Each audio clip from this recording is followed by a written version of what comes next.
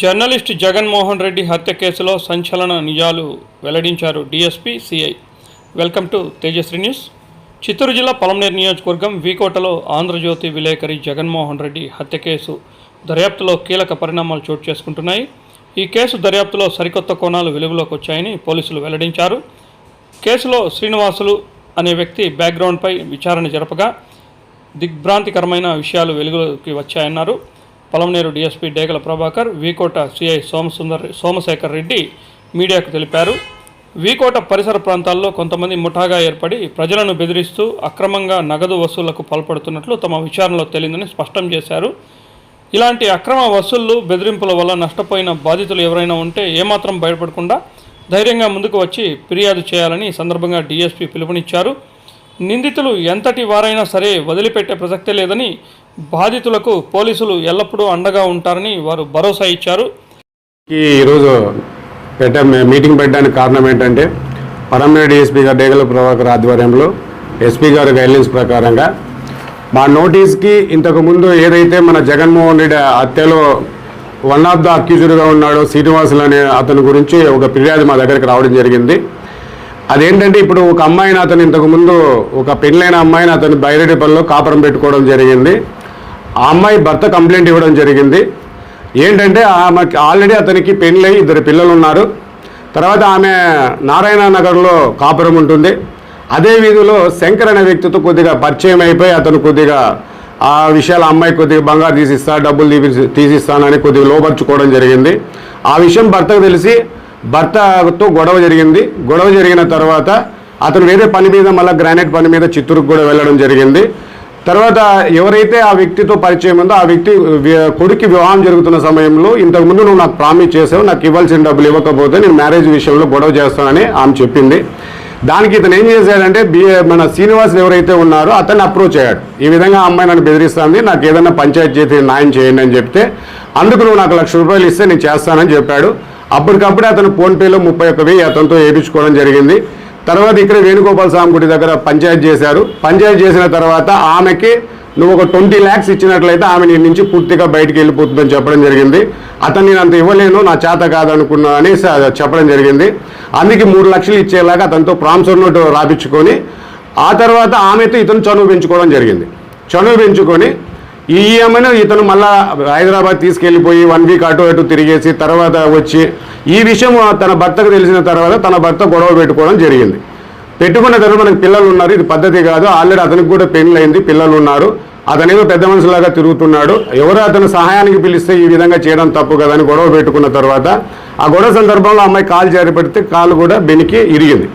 ఇతనే ఈ అమ్మాయి భర్తే అతనికి ఒక 3 నెలలు ట్రీట్మెంట్ చేసి తర్వాత బాగు చేసిన తర్వాత ఒకరోజు మళ్ళీ ఈ శ్రీనివాసులు అనే వ్యక్తి ఆమెను తీసుకెళ్ళిపోయి బైరెడ్డిపల్లిలో కాపురం పెట్టాడు. ఈ కాపురం పెట్టిన తర్వాత అందరితో వదిలేకోకుండా ఇదే వీకోటలో నివాసం ఉంటున్న గణపతి, తర్వాత మున్భాగంలో శివ అని ఒకతను ఉంటాడు. వీళ్ళు ముగ్గురు కలిసి మళ్ళీ వాళ్ళ ఇంటికి వెళ్ళారు. వాళ్ళ ఇంటికి వెళ్ళేసి నువ్వు ఆ అమ్మాయిని కాలు ఎరగొట్టావు, మేము పోలీసులు చెప్తాం, లేదంటే నిన్ను ఇబ్బంది పెడతాం, నిన్ను చంపుతాం, బెదిరిస్తామని అతని దగ్గర ₹1,20,000 వరకు టోటల్గా డబ్బులు వసూలు చేయడం జరిగింది. ఫోన్పే ద్వారా కొద్దిగా తీసుకున్నారు. తర్వాత ఒకసారి ఆటోను లాక్కొని పార్కులో పెట్టి నువ్వు ఇమ్మీడియట్లీ మాకు డబ్బులు ఇస్తేనంటే ఆయన శ్రీరామ్ సిటీకి వెళ్ళేసి 60,000 డబ్బులు తీసుకొచ్చి ఇవ్వడం జరిగింది.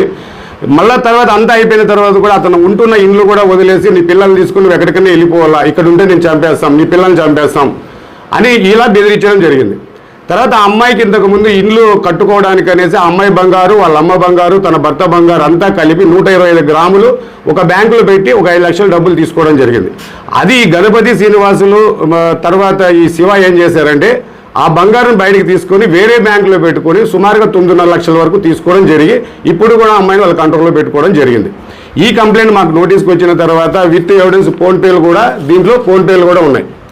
అంటే ఈ వ్యక్తి ఎటువంటి వ్యక్తి, ఒకరు నాకు సాయం చేయమని వస్తే ఈ విధంగా ఇంత బ్లాక్మెయిల్ చేసి డబ్బులు సంపాదిస్తున్నారు. దీని మీద మేము ఇప్పుడు ఆల్రెడీ ఎక్స్టెన్షన్ కేసు కడుతున్నాము. తర్వాత మీడియా మిత్రుల ద్వారా మేము ప్రజలందరికీ విజ్ఞప్తి చేస్తున్నామంటే ఒక్క శ్రీనివాసులు అనే వ్యక్తే కాకుండా ఇలాంటి వాళ్ళు వీకోటలో చాలా మంది ఉన్నారు.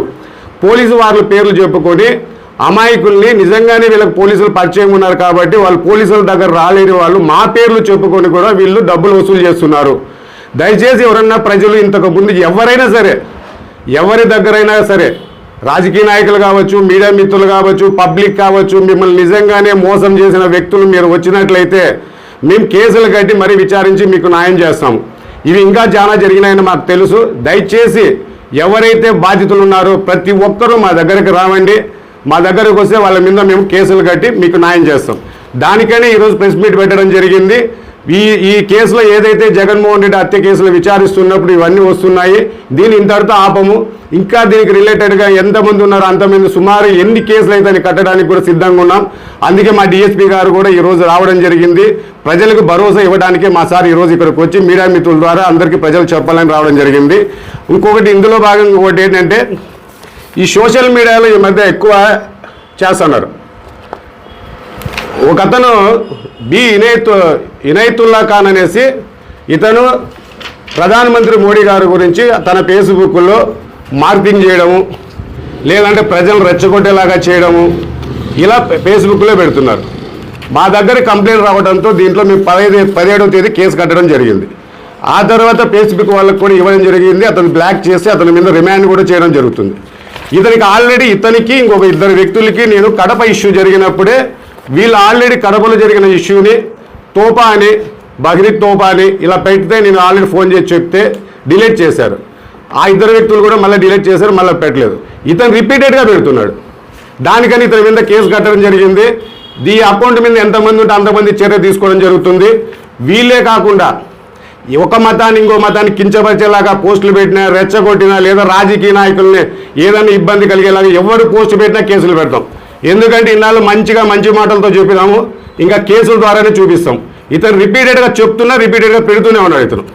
కాబట్టి ప్రతి ఒక్కరికి చెప్తున్నాం, వాళ్ళు వీళ్ళని కాదు, ఎవరైనా సరే ఇప్పుడు నుంచి సోషల్ మీడియాలో ఎవరైనా రెచ్చగొట్టినట్లయితే మా దగ్గరకు వచ్చినట్లయితే మేము కేసులు కట్టడం జరుగుతుంది. ఒక పాయింట్ ఏంటంటే ఎవరైతే ఇప్పుడు శివ అనే కంప్లైంట్ ఇచ్చాడో అతను ఈ విధంగా ఇతను బ్లాక్మెయిల్ చేస్తున్న తర్వాత, ఇబ్బంది పెడుతున్న తర్వాత అతను ఆ అమ్మాయి వాళ్ళ అమ్మ అంటే ఇతను అత్త మా పోలీస్ స్టేషన్ దగ్గరికి ఒక 15 రోజుల క్రితం ఇక్కడ రావడం జరిగింది. అంటే దీని మీద కంప్లైంట్ చేద్దామని, అంటే జగన్మోహన్ రెడ్డి చనిపోకముందే కంప్లైంట్ చేద్దామని రావడం జరిగింది. ఆ టైంలో మేము లేకపోవడము, తర్వాత అదే టైంలో జగన్మోహన్ రెడ్డి కూడా బయట ఉన్నాడు. ఉన్నప్పుడు అతను అడిగాడు, ఎందుకు వచ్చారు మీరు, ఏం జరిగింది అంటే ఈ విధంగా ఇలా ఇబ్బంది పెడుతున్నారు వీళ్ళు, దానికి మేము కంప్లైంట్ చేద్దామని వచ్చాము అని చెప్తే, అప్పుడు ఆ టైంలో కూడా అక్కడ ఆయన ఎప్పుడైతే అమ్మాయిని తీసుకెళ్ళి మునుప అక్కడ పెట్టుకున్నాడో అప్పటి నుంచి కూడా అతను ఎక్కువ ఈ చుట్టూ తిరుగుతున్నాడు. ఆ శ్రీనివాసులు కనిపిస్తే కూడా జగన్మోహన్ రెడ్డి అతను చెప్పాడు, అమ్మాయికి పెళ్ళయింది, పిల్లలు ఉన్నారు, విడాకులు తీసుకోకుండా నువ్వు ఎలా తీసుకెళ్ళి కాపురం చేస్తావు, నువ్వు పెద్ద మనిషిగా ఉంటావు కదా, ఇది పద్ధతి కాదు, ఇది కరెక్ట్ కాదు చూడు, నీకు సరిపోదు ఇది అంటే అతను అందులో నువ్వేదో నాకు చెప్పేది, నువ్వు నాకు సలహాలు ఇచ్చేంతోడు కాదు, నీ పని నువ్వు చూసుకోపని కూడా కామెంట్ చేయడం జరిగింది. తర్వాత ఇలాగే ఉంటే నీ పోలీసులకు కూడా నేను వీళ్ళకి సపోర్ట్ చేస్తాను కూడా చెప్పడం జరిగింది. అంటే వీళ్ళు ఎంత ఎదవాలంటే అమ్మాయికి వేరే శంకర్ అనే అతను పరిచయం ఉంటే అప్పుడు సెటిల్మెంట్కి పిలిచినప్పుడు 3 లక్షలు ప్రొమోట్ రాసుకున్నారు కదా, మళ్ళీ ఆ అమ్మాయి రిలీజ్ అయిపోయి ఆ ప్రొమోట్ని చింపేసి అది గణపతి అనే వ్యక్తి దగ్గర పెట్టుకున్నారు ఆ ప్రొమోట్ని. అంటే ఈ అమ్మాయి పేరు మీద రాయించుకొని గణపతి దగ్గర ప్రొమోట్ పెట్టుకొని తర్వాత కొద్దిగా అమ్మాయి రిలీజ్ అయిపోయి ఆ ప్రొమోట్ చింపేసిన తర్వాత మళ్ళీ ఆ అమ్మాయిని మ్యానిపులేట్ చేసి పీజీఆర్ పిటిషన్ పంపిస్తారు. అతను డబ్బు అంటే పోలీసుల్ని వాడుకుంటున్నారు, అందరినీ వాడుకొని వీళ్ళు మళ్ళీ తర్వాత అతను ఒకసారి ఏమి చేశాడు, ఈ శంకర్ దగ్గర షాప్ దగ్గరికి వేరే మునుబాగల్ శివాని పోయి బెదిరించారు, వాళ్ళ భార్య వాళ్ళని బెదిరించారు డబ్బులు ఇవ్వలేదని. దానికి అతను నాకు వచ్చి చెప్పినప్పుడు నేను చేసినప్పుడు రివర్స్లో ఇతను SC/ST కంప్లైంట్ నా దగ్గర చేస్తాడు. నేను అక్కడ ఏదో బిజీగా ఉన్నప్పుడు పట్టించుకోవాలి. అంటే వీళ్ళు ఏంటంటే అవసరమైతే క్యాస్ట్ ఉపయోగించుకుంటారు, లేదు పోలీసులు ఉపయోగించుకుంటారు. ఈ విధంగా ఇంకా ఎన్ని జరిగాయో తెలియదు. ఒక్క ఈ వ్యక్తినే కాదు, దయచేసి ఎంతమంది ఉన్నా కూడా ఎటువంటి వారిపైన మేము చర్యలు తీసుకుంటాం. దయచేసి మీ వీకోట బాగుండాలనుకుంటే ఇది మంచి అవకాశం, ఈ సందర్భాన్ని ఉపయోగించుకొని అందరూ ఉపయోగించుకోండి. ఇంతటి వారిని ఇచ్చిపెట్టం, దయచేసి రాండి. మీ దగ్గర సాక్ష్యాలు రాకపోయినా సరే ఏం జరిగిందో రాండి, దాన్ని బట్టి మేము మీకు సాయం చేస్తాం. Good evening to all. ఇందాక ఇన్స్పెక్టర్ గారు ఎక్స్ప్లెయిన్ చేశారు. ఈ ముఖ్యంగా జగన్మోహన్ రెడ్డి మర్డర్ కేసు ఇన్వెస్టిగేషన్లో భాగంగా ముందుకు పోతూ ఉండే కొద్దీ కొత్త విషయాలు తెలుస్తూ ఉన్నాయి. ఇక్కడ శ్రీనివాస్ ఆధ్వర్యంలో చిన్న గ్యాంగ్ ఒక గ్రూప్గా ఏర్పడి చాలామంది దగ్గర నుండి డబ్బులు వసూలు చేయబడినని తెలిసింది. ఇప్పుడు కేసు కట్టినాము. అట్లాగే ఇంకొక ఇష్యూ కూడా పూర్తిగా సాక్ష్యాల బయటపడింది. ఇంకా మనకు తెలియని కేసెస్ ఇంకా చాలామంది దగ్గర వసూలు చేశారని తెలిసింది. పబ్లిక్కి ఒకటే చెప్తున్నా, చిన్న గ్రూప్గా ఏర్పడి ఈ మీడియా వాళ్ళ సపోర్ట్ నాకుంది, నేను మీడియాలో ఉన్నా, నేను లీడర్ని, నా వెనకల మర్డర్ చేసే వ్యక్తులు ఉన్నారని చెప్పి బెదిరించి ఎవరితో డబ్బులు తీసుకుంటే వాళ్ళు స్వచ్ఛందంగా పోలీస్ స్టేషన్కి వచ్చి కంప్లైంట్ ఇవ్వండి, మీ తరఫున మేము ఉన్నాము, వెంటనే న్యాయం చేస్తాము. మీ దగ్గర సాక్ష్యాలు ఉండొచ్చు, సాక్ష్యాలు లేకపోవచ్చు, ఆధారాలు ఉండొచ్చు. మీ ఫిర్యాదు కరెక్ట్గా ఉంటే మిగిలిన సాక్ష్యాధారాలను మేము సేకరిస్తాము. టెక్నికల్గా ఎన్నో రకాల సాక్ష్యాలు ఉంటాయి, వాటిని మీరు భయపడాల్సిన పనే లేదు. మీరు భయాలకు దూరంగా ఉండండి. డెఫినెట్గా పోలీస్ కెన్ గివ్ జస్టిస్. మీకు అవసరమైన సహాయము, మీకు న్యాయం చేసే వరకు మేము యాక్షన్ తీసుకుంటాం. ఫిర్యాదు చేయండి. అట్లాగే ఇక్కడ కమ్యూనల్ సెన్సిటివ్గా ఉందని దాన్ని కొద్దిమంది తక్కువ పెట్టుకొని కొద్దిమంది సోషల్ మీడియాలో పిచ్చి పిచ్చిగా ఏవేవో పోస్ట్ చేస్తున్నారు. అందరికీ చెప్తున్నాము, సోషల్ మీడియాలో public peace, law and order damage ఏ ఇష్యూ ఉన్నా కూడా చాలా కఠినంగా వ్యవహరించబడుతుంది. గుర్తుపెట్టుకోండి, ఇక్కడ లా అండ్ ఆర్డర్కు చాలా ప్రాముఖ్యత పడుతుంది. దాని గీత ఎవరైనా దాటితే దాన్ని వాళ్ళను వదిలే ప్రసక్తే లేదు. ఇప్పుడు గంగమ్మ జాతర పండుగ ఉంది. గంగమ్మ జాతర పండుగ సందర్భంగా కూడా ప్రజలందరూ బాగా సమన్వయంగా కలిసి పండుగ చేసుకుని పెట్టుకోవాలా.